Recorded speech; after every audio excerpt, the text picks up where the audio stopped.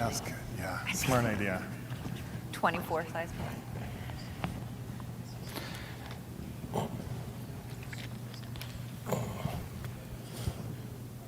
Shannon, am I waiting for this countdown? It says 55:0. That's a long countdown.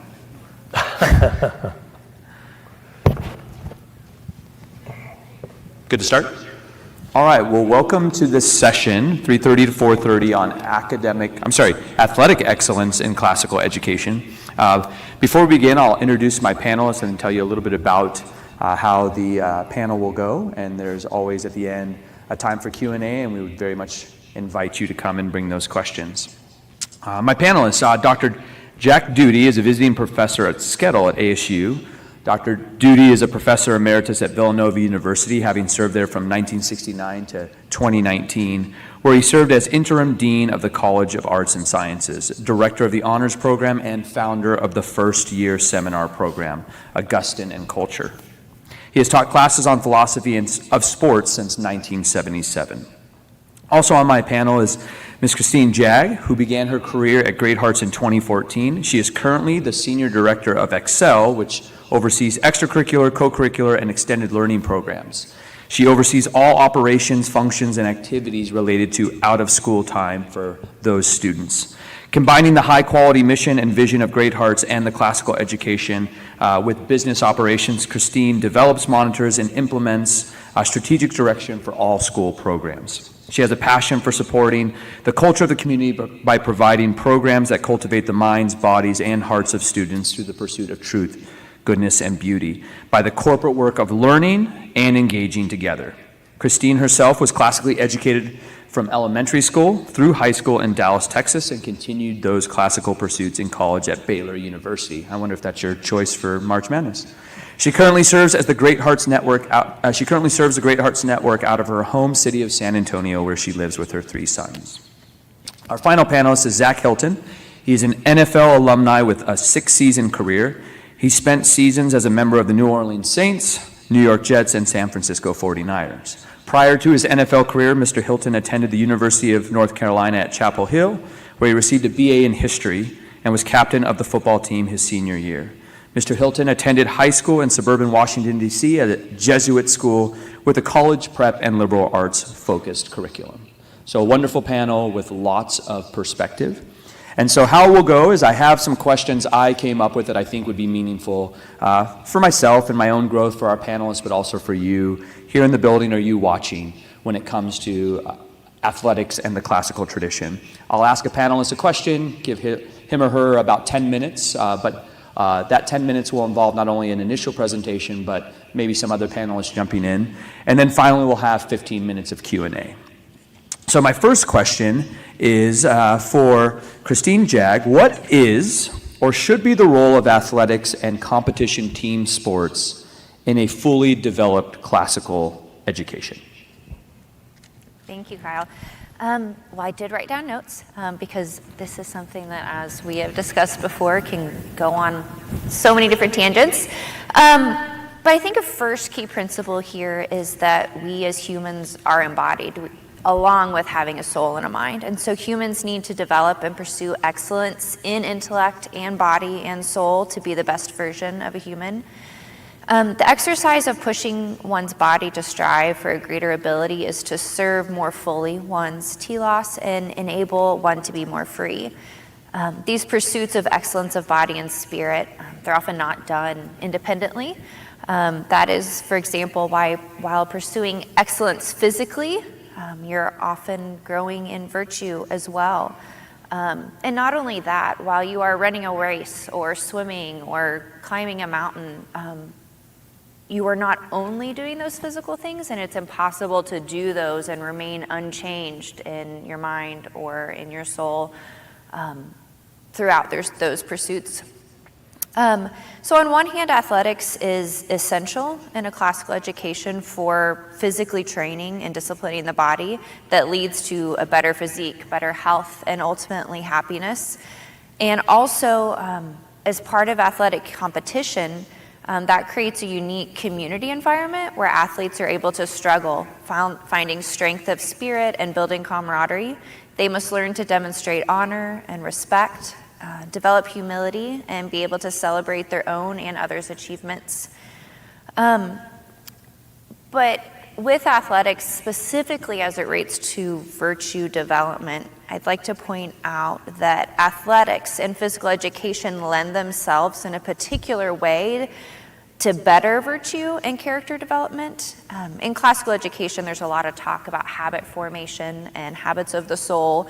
And in that idea, we talk about needing to practice those virtues. And I think for many young students, this concept of practicing virtue can be a little bit esoteric or hard to comprehend. And the idea of practice is natural to athletics. People easily think in terms of practice and set out to do repetitions with the intentions of getting better.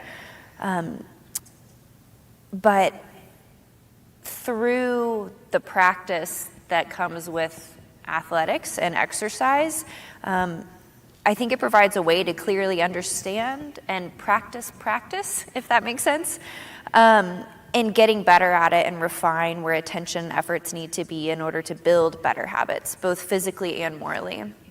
Aristotle states that in his Ethics, for things we have to learn before we can do them, we learn by doing them. Men become builders by building, and lyre players by playing the lyre, and so too we become just by doing just acts, temperate by doing temperate acts, and brave by doing brave acts. Athletics allows us to perceive the truth of our progress. That is, we are either getting better or getting worse, and there is not coasting in athletics or life. The athlete does not pursue the perfect time or the perfect season and just check that box, but to throw better than he previously did, or swim faster than he previously did, or collaborate better with teammates than before, and to have more perseverance or more courage. The emphasis is on getting better, not being perfect, and this allows students to see excellence as the pursuit of getting better every day. Now back more specifically to athletics in the classical tradition. All of these things that I've discussed thus far are rooted in ancient tradition. I've already mentioned Aristotle and the Ethics. In Plato's Republic, the guardians' education required physical education in order to develop strength and courage. He believed physical education was essential for productive and effective citizens. Anyone who can produce the perfect blend of physical and intellectual sides of education and apply the training of character is producing music and harmony of far more importance than any mere musician tuning strings. Even Juvenal talks about mens sana in corpore sano, which means a sound mind and a sound body. So athletics and athletic competition provide an important means for developing physical excellence and virtue. Thus, the role they play in a fully developed classical education is an essential one. It cannot be an add-on or something extra. And I would even go so far as to say that athletics and athletic competition are even more essential to a classical education than a progressive or non-classical one. Yeah, let me, one follow-up maybe for yourself or the other panelists was this notion I think you hinted at or maybe stated explicitly that physical education and or team athletics produces better virtue. I guess my question would be, is it better virtue or is it a certain kind of virtue that you can't get in the classroom? I guess I would chime in on that, you know, it's to Christine's point, a lot of it is maybe not necessarily better or even different, but it is a grounds to put these ideas, these virtues into practice, to go out and actually live them, to experience them, and to use them to kind of help your team or yourself, you know, achieve the athletic excellence that you're striving for. So, you know, I think a lot of times these virtues that, especially to young kids, as they hear it, you know, it may go in and out, but like as they go through the process of playing sport, it's really inherent within sport to develop those, and I think they get a chance to live those out in a real way that ties in really well with the, you know, what we're trying to do educating young kids is to make them well-rounded humans, right? You know, as a parent of two young kids, you know, I want to see them, I have them in a liberal arts school because I want them to really be well-rounded. I think athletics is part of that. Arts is part of that. You know, there's so many aspects of it. And I think having all these different grounds to try things out and you know, learn how to do things, you know, across a wide aspect of life is really important. Any thoughts, Dr. Duke? So Zach, a question that always gets asked is, we say that you know, the Army trains men and character, and sports develops character, and then you have the people in the sporting world who are renegades, so to speak, to this degree, and don't see to develop the character that we are now teaching that is experienced by a really serious university, Chapel Hill, and been an academic program first rate, and athletic program first rate, and then into the program. Your perspective as to whether or not what we are and arguing works out and not in Kind of an all-organized concept. So if you have high energy athletics, I think it's going to pull you up. I always that you know, was most, and I was at time best when I was in season and had like this really time constrained aspect of having to do my academic work in a smaller window of time, as opposed to the off season when I had all this free time and it was like I could always put it off.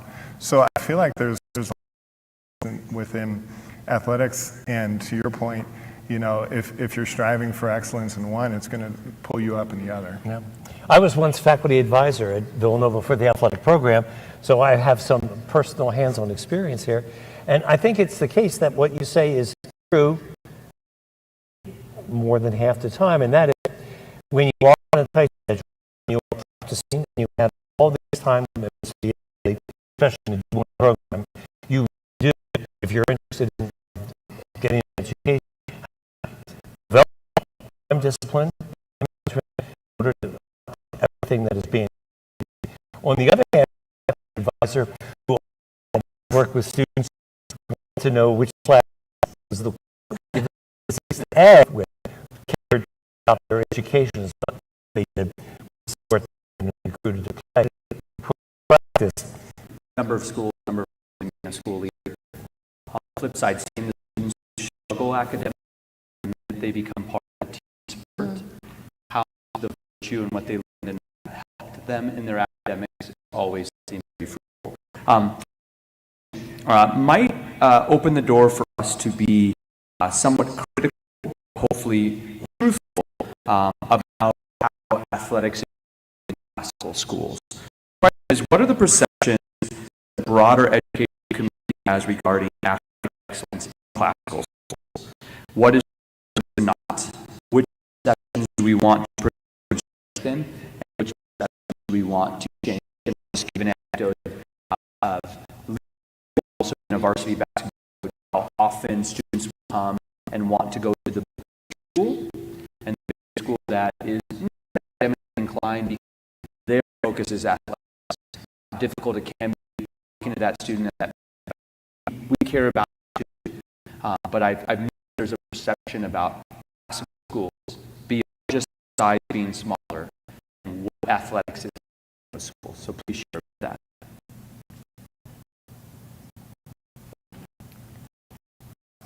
I think that as someone who has worked the last decade in a school, people who have not been on campus are in a larger distance. I think that there's something that we are all maybe bookish people who do things or don't do activities, or maybe we'll play on not a serious competition or a competitive same time prestige that you could get in a district school. I think that's a false perception. I think apparently tend to be schools. I think design of conversation, but I think some of that perception of academia is if academic life or life is all in talk conversation, and that it is a that exists, but I think it's so important to correct that narrative and both is priority. And like I said, I think athletics is even more essential, inherent a full classification than because of understanding of as people to pursue there could be more rich and more less, but our challenges that maybe district larger schools have, maybe with these constraints, financial constraints that don't exist in some of the schools that do create real barriers challenge to perform operating in a practical way. Your question contemporary drama we're experiencing in the sports world, the way in which the professional leagues and college are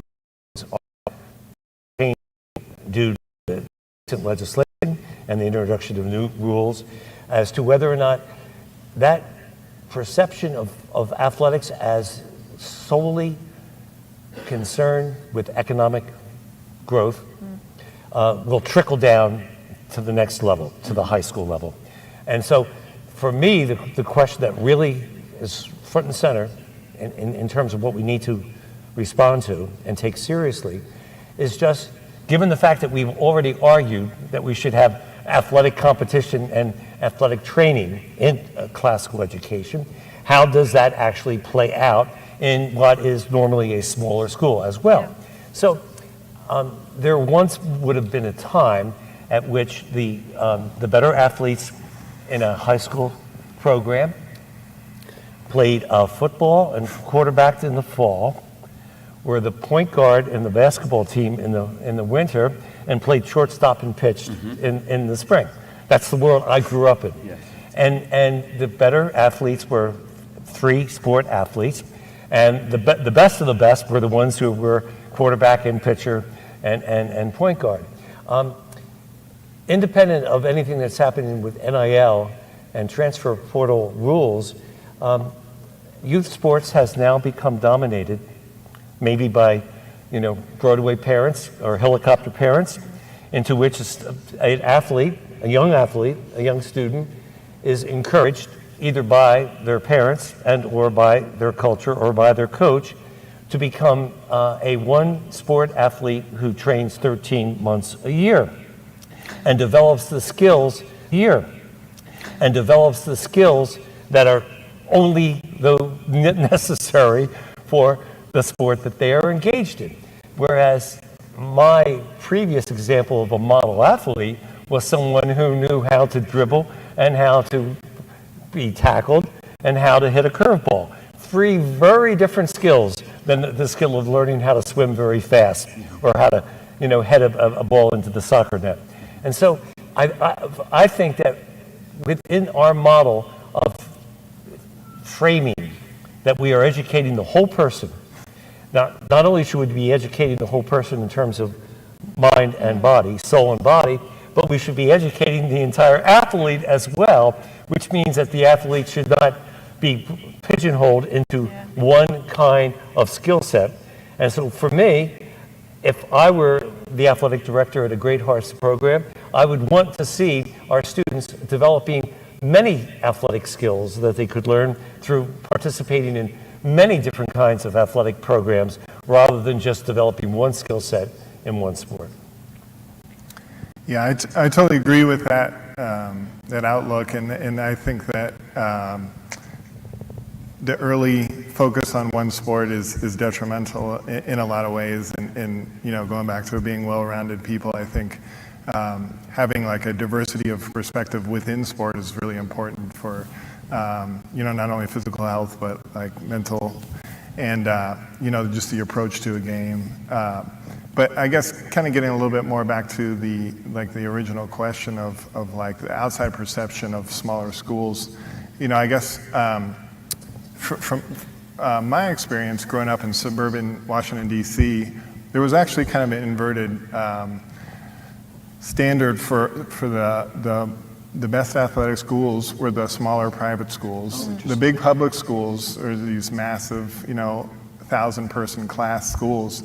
Actually weren't very successful in athletics, and there's some factors in that made a difference. You could recruit the kids from the public schools and give them better education within the private schools. They could develop better resources through being private. But I think just the blank statement that having a school with high academic standards that's smaller doesn't necessarily have to exclude athletics or put you at a disadvantage. And I think a lot of it comes to like the investments that are put into the athletic program within the school.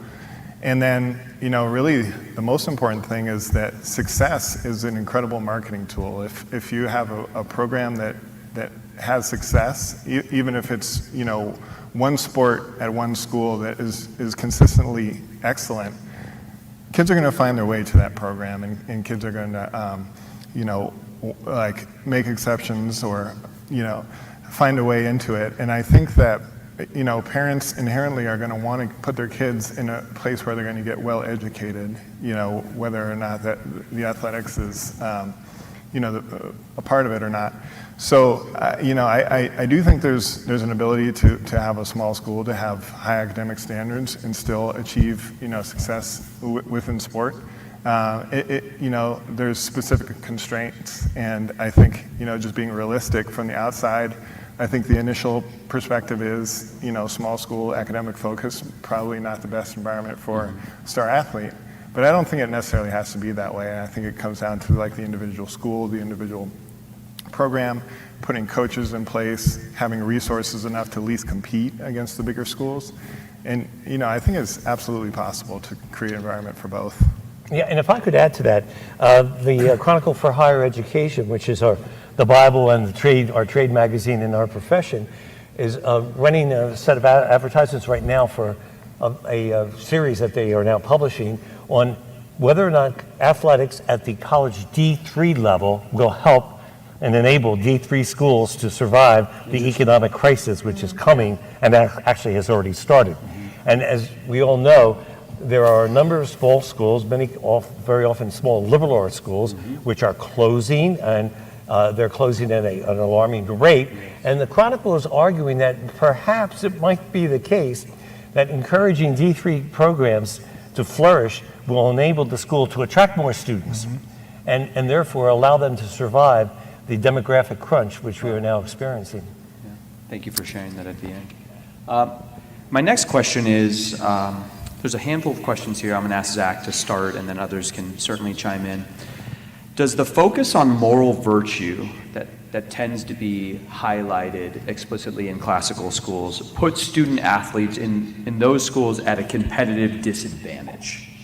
Is the focus on morality or good character or virtue at odds with what we see as the focus of youth sports, which is now winning and self-promotion and sort of feeding the ego?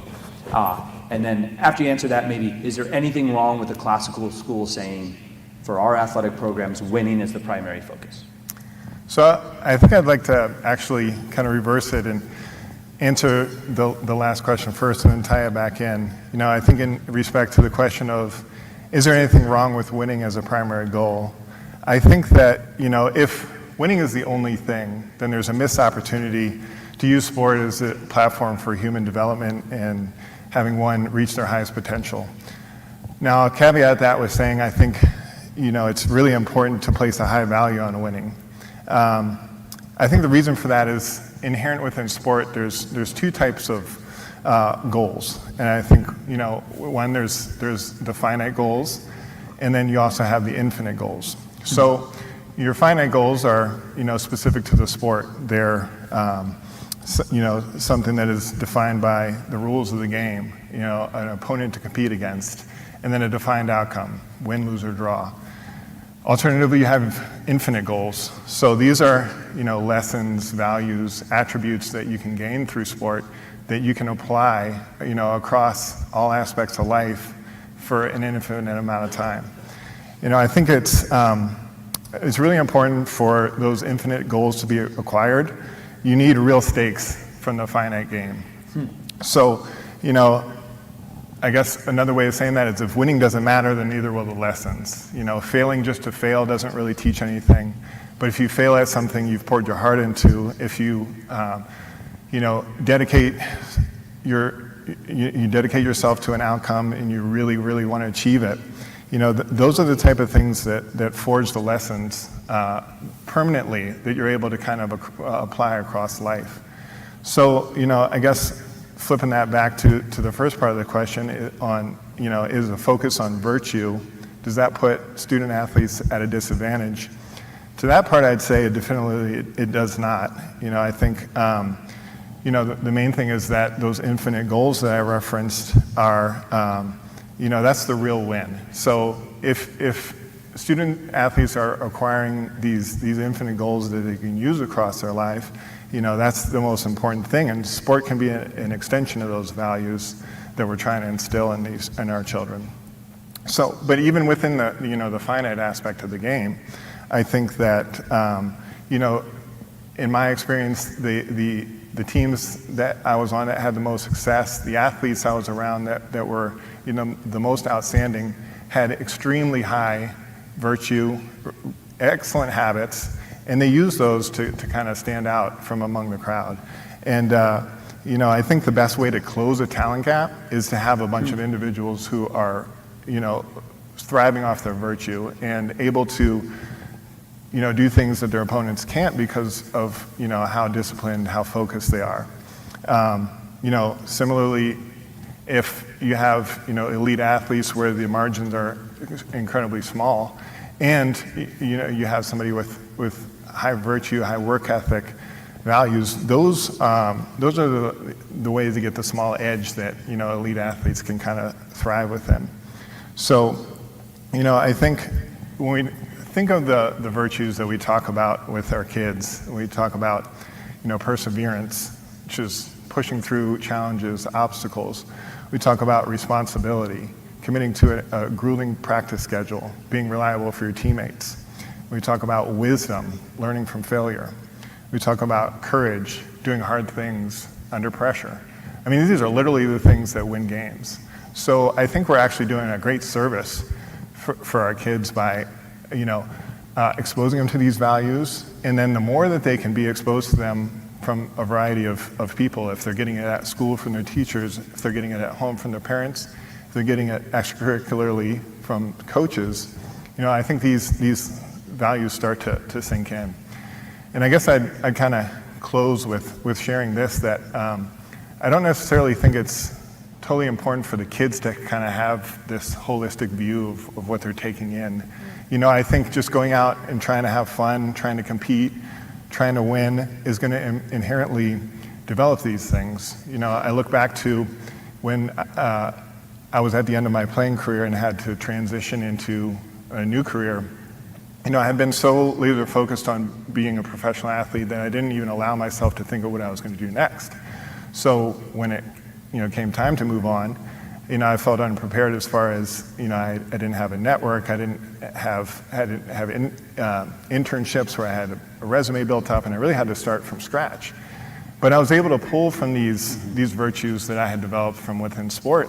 That was really cool to see how attractive those were to people as I was going through the job interview process. Showing real life examples of discipline, of work ethic, of being adaptable, of being coachable and able to take feedback. These things are really attractive to the greater business world. And I was able to not only use those kind of maybe leapfrog the line into getting opportunities, but also had success within actually going out and working, because these have become core tenets to how I operate. So in my opinion, we're doing a great service to kids by instilling virtue, and it's going to help them on and off the field. Alistair McIntyre, who is responsible for starting the resurgence in virtue ethics theory as a neo-Aristotelian, as a classical philosopher, in After Virtue, McIntyre makes the distinction between what he calls internal goods and external goods. External goods being those things that are privately held, like money, fame, and fortune, and can only come to one.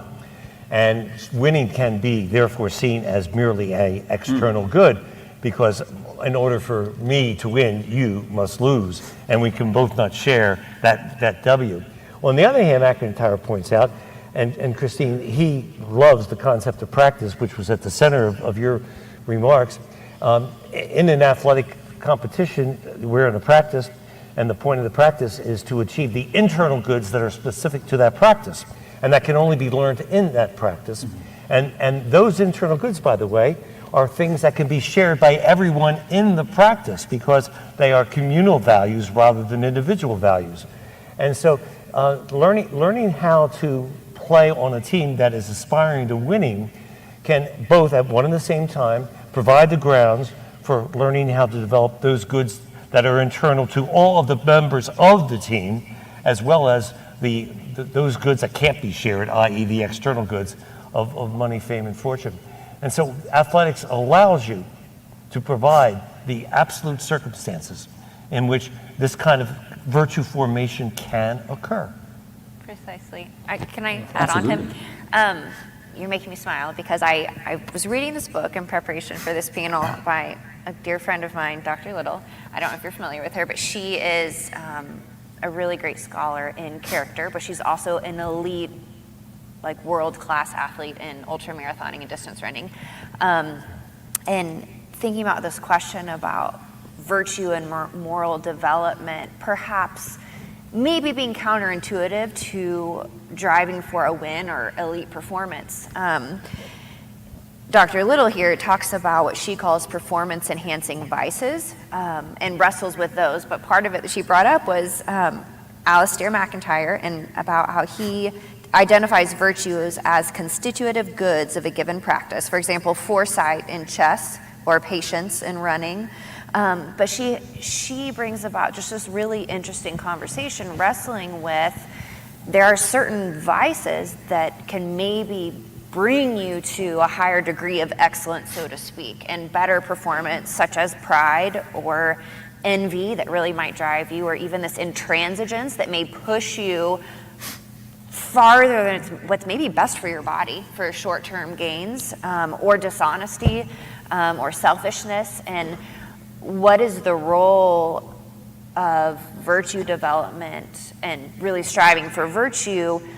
How does that reconcile with really trying to pursue like excellence and perfection? And I think she does a really good job of finding alternates and substitutes for those virtues, or those vices rather, like pride, that like Aristotle has a definition of magnanimity that's different than just like a modern understanding of being generous, but of being appropriately self-assessing of what you can do that's great, like a proper pride versus this like superbia that's I'm better than someone else, or rather than envy that's driving you, like a respect and appreciation for excellence and admiration. And in fact, admiration really promotes imitation.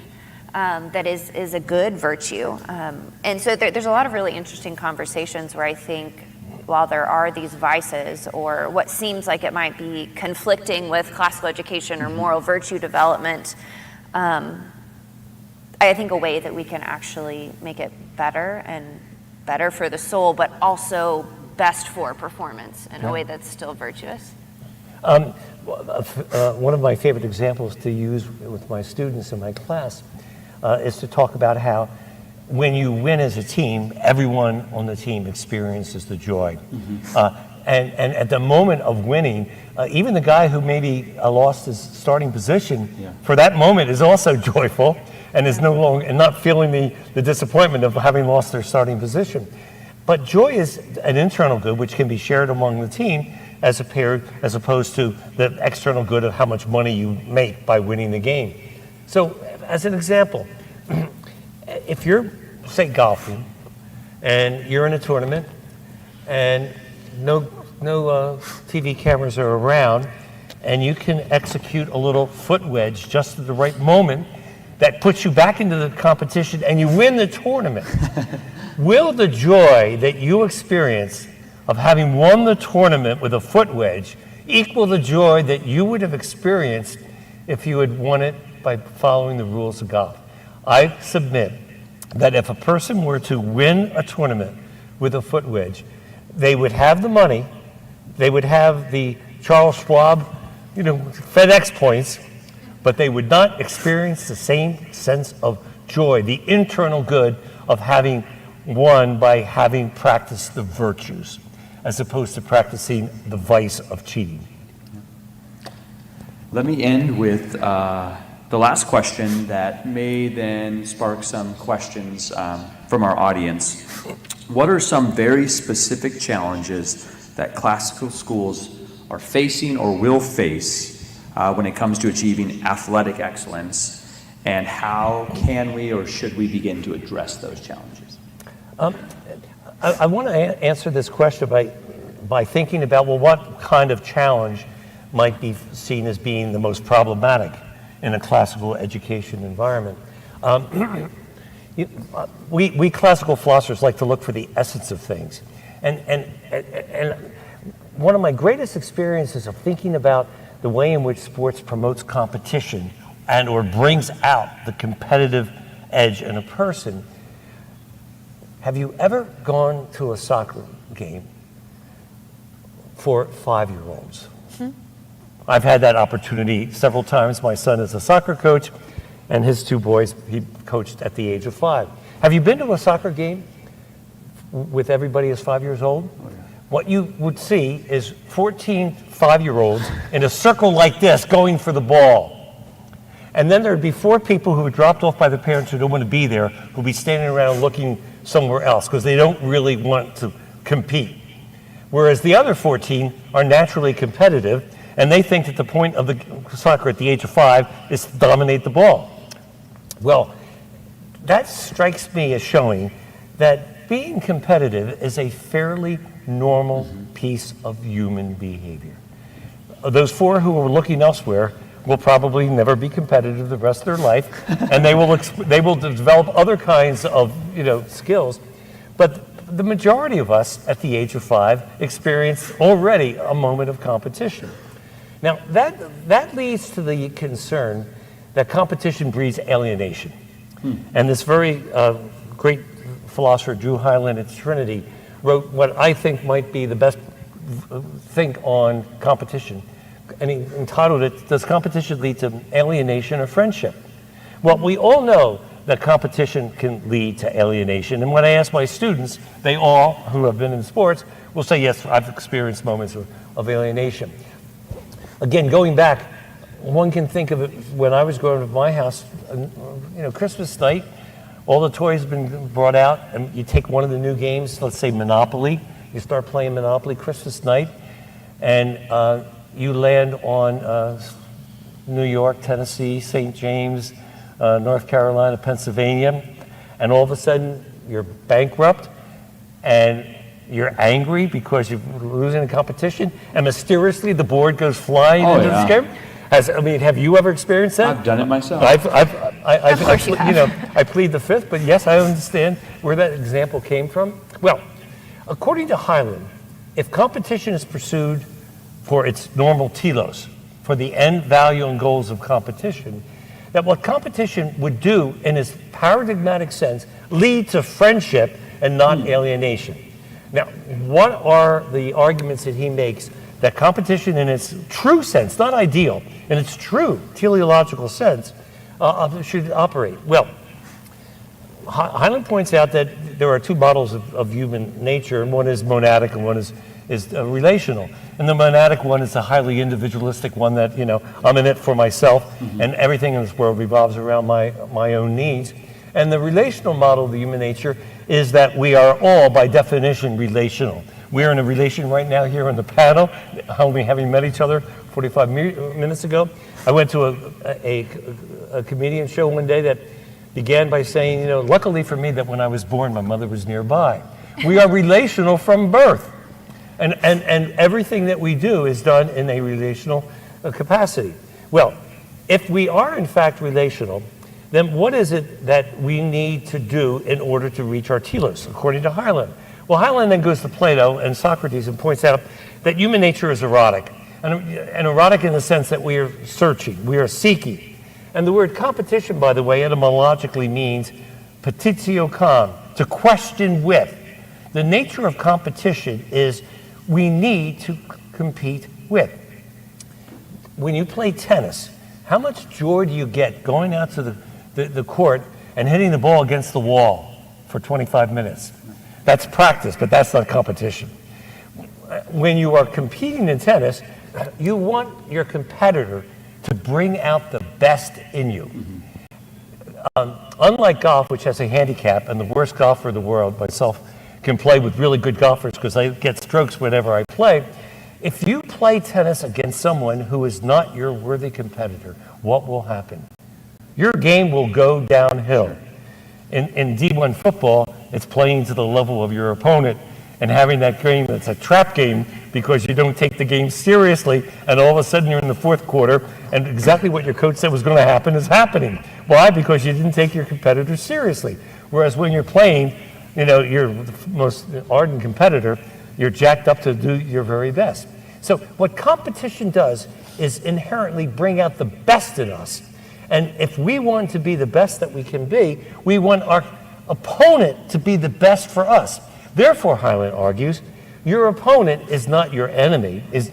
Your opponent is, quote, in this context, your best friend. Yeah. Because what do best friends do for a living?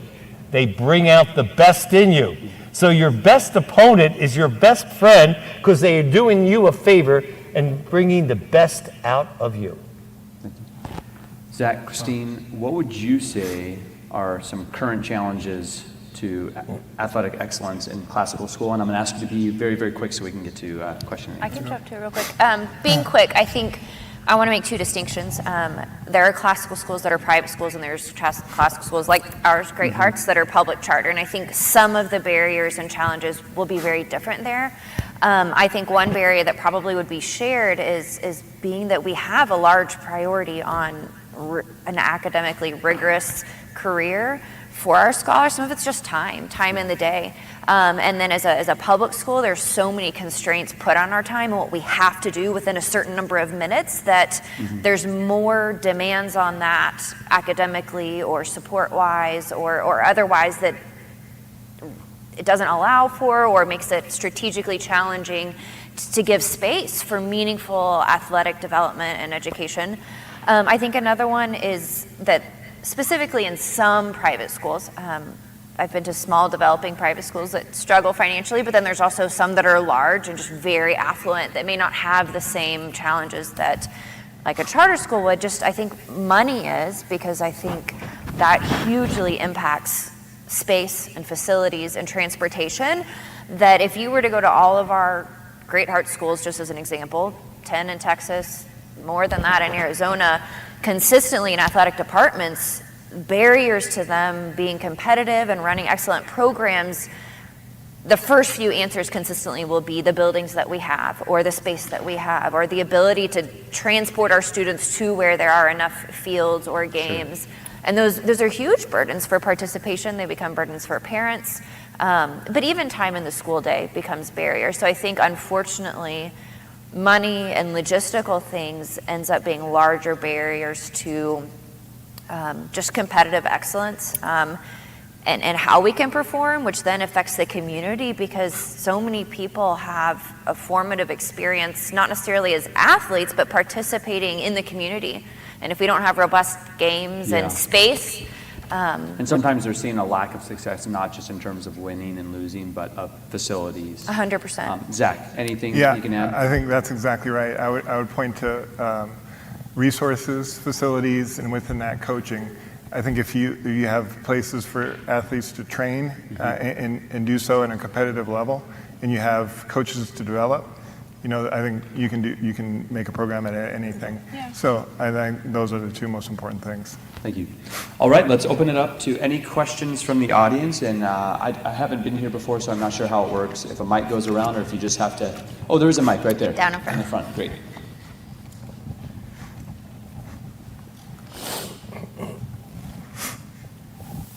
Yeah, so I think the case so far has been made that the classical education should be more open to the athletics. What I'm curious, if you were a coach at a classical school and you had a very talented athlete in front of you, what is the case you would make that they should have a classical education, and I guess how that could improve their performance in their sport? I might take this one just as a varsity basketball coach, and oftentimes meeting with the family of those one or two players that you are program builders. And the first thing you notice, which is a testament to what our panelist said, is your son in this case, because I coach varsity basketball, is just such a good young man. I want him at this school because of the leadership capabilities, the way he's going to influence the younger athletes. Then I talk about size and my school being smaller as an advantage, that he is one that will be noticed at our school more so than he will at another school. And I'm very honest with people. Here, he might average a double-double. At a big public school, he might not start until his junior year. That's just the reality of it. He's excellent, and he can help us win. If he goes to a big public school, he will be just another person. He's not that good, and I'm honest with them. But I also tell them what my commitment is, that I see basketball as a means to teach him about manhood, to teach him about sacrifice, to teach him what it is to be, if he's religious, a churchman, a husband, a father. One day it's about the end game and those, I think as Zach said it, those infinite characteristics that are lasting.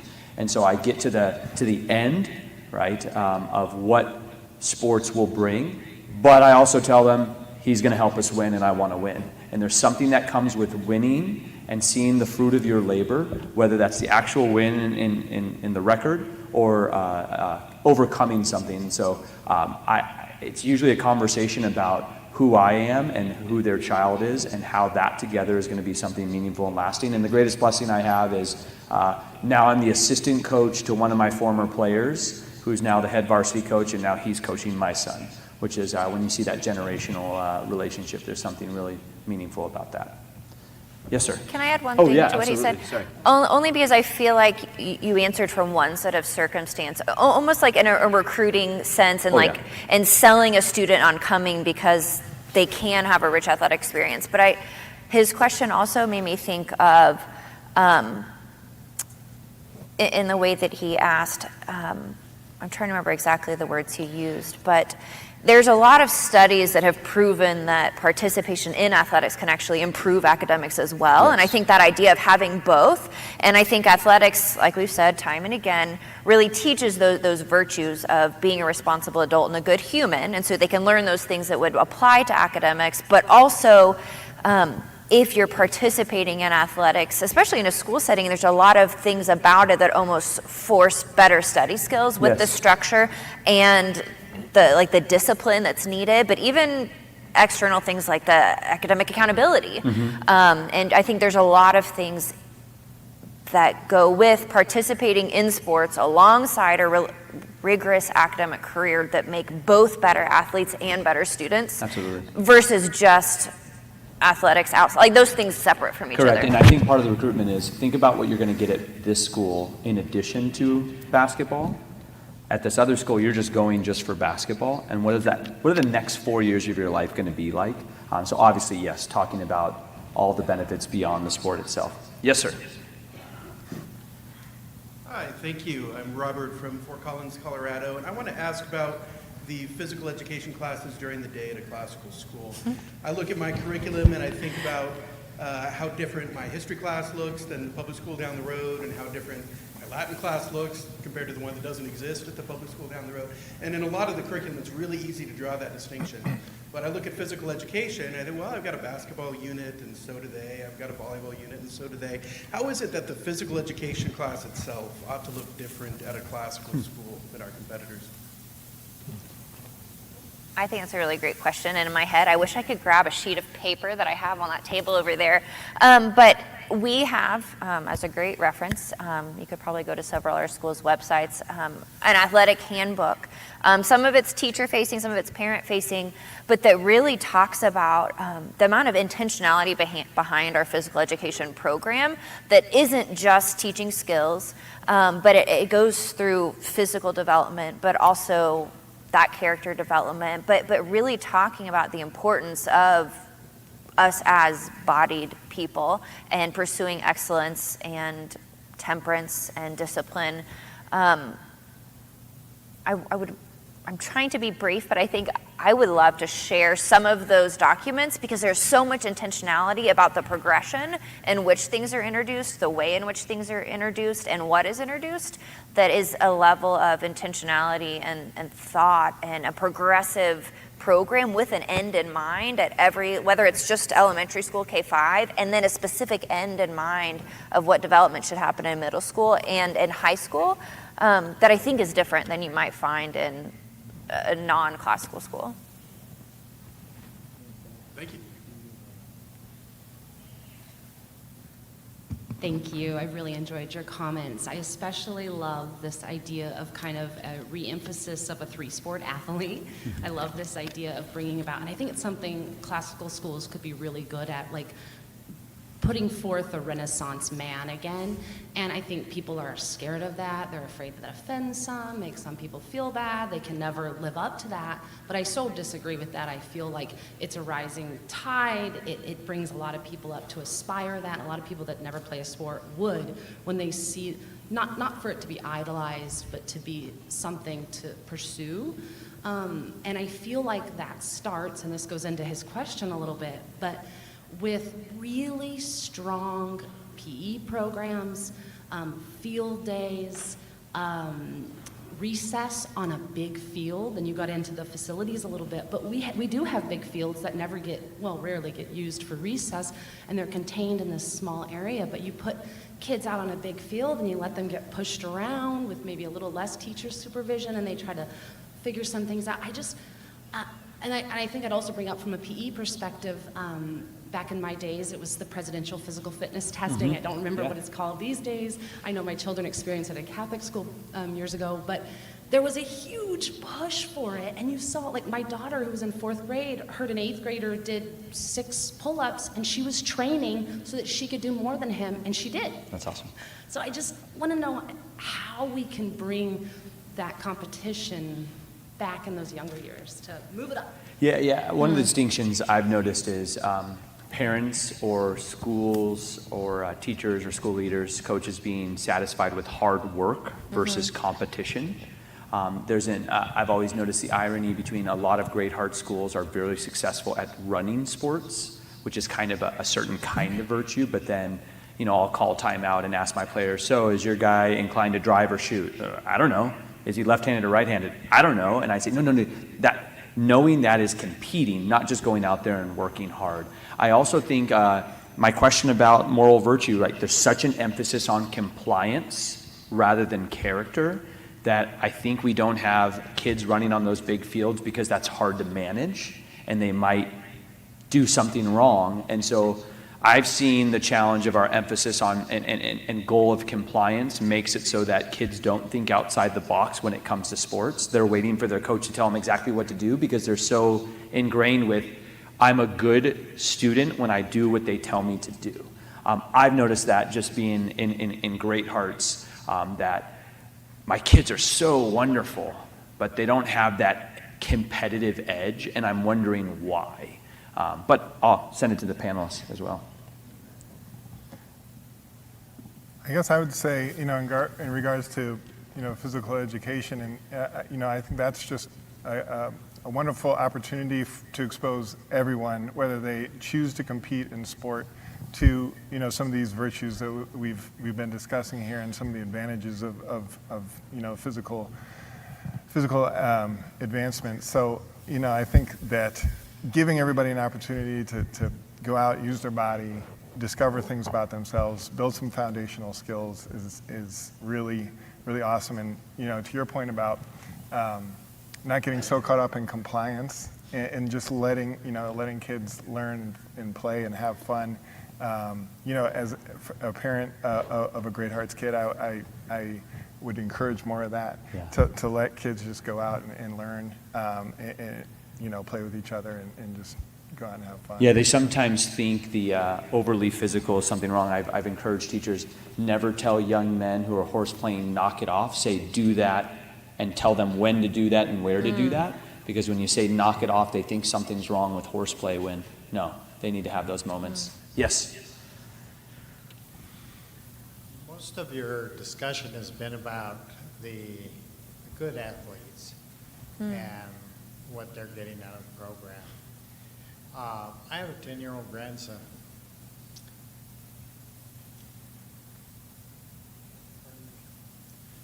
That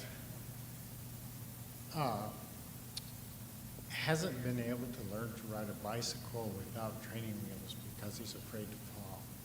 So how do you encourage the kids? I agree completely that the athletics is an integral part of growing, and they need to include that in the classical education. What do you do about the kids that are not athletic? They deserve that as well. Absolutely. And this will be our final question. Well, that's a practical question. The example I gave earlier about the 5-year-olds in soccer, my version of the story, there were 4 kids who were not interested in playing, and when they are in classical schools and they're sent out to the field, they will probably not want to go out. When you have that kind of a context, you're going to have roughly 3 kinds of groups, if not more. You're going to have those who are very competitive and athletically talented, those who are somewhat competitive but have inferiority complexes because they know that they are not as good as the alphas. And then you have the third group of those who don't want to be there in the first place and want to stay inside and go to and start drawing or something like that. So the practical reality of the situation is that one size will not fit all, and you have to take into account the students that you have. Just like as a manager, you have to take into account the players that you have and what they can or cannot do. I think that's a wonderful, wonderful question. I think we've talked a lot about how to elevate, athletic programs to compete with public schools and raise. But on the flip side of that, I think that in smaller schools, in environments where athletics is one piece of the puzzle, there's a real opportunity for kids who maybe couldn't make a team on a big public school to play athletics, be on a team all the way through high school. I can empathize. I have a son on the autism spectrum who really struggles with sport and coordination and things like that. And I don't know if he would ever be able to go through like a big time program. But in the Great Hearts programs, as they are right now, he may be able to play soccer, when he gets there, because that's the one sport he's grasped onto. So I think there is, value of having, different levels of competition that people can participate within. Can I add to that? Yeah, last word. I think that especially in classical schools, and I went to a private classical school growing up, so it was different than the public charter school of Great Hearts, but I think in both places, because there is this value and understanding of people's inherent dignity, as well as the value in pursuing physical excellence, while also valuing like perfection and high excellence, I think that we foster an environment that will prioritize and make space for A, B, and C teams, or make space for any student who wants to play and to get to learn and be taught. But also I think some of that is the importance of a rigorous physical education program that's to where sports and athletics can be accessible not only by signing up after school, but then I also, when he was speaking, I thought about the environment that a real classical education and a Socratic education and dialogue creates as a place to be wrong and to take risks and to try things out and to have courage, that I think is valued very differently than just a utilitarian sports program or school, or even academically. We are going to support only those who achieve certain metrics. And I think that in classical schools, we support the development of all students. So like opportunities to take risks where we probably wouldn't ride bikes at school, but physically attempt something and fail is valued and supported in the same way in the classroom. We want to support students to take risks and say something wrong because they can learn from themselves or their peers or the text. So I see that supported in a classical school, in the classroom, as well as outside of the classroom. And I think that's incredibly important. Absolutely. Thank you to everyone who is here. Let's show our appreciation for our panelists and have a wonderful afternoon, everyone. Thank you.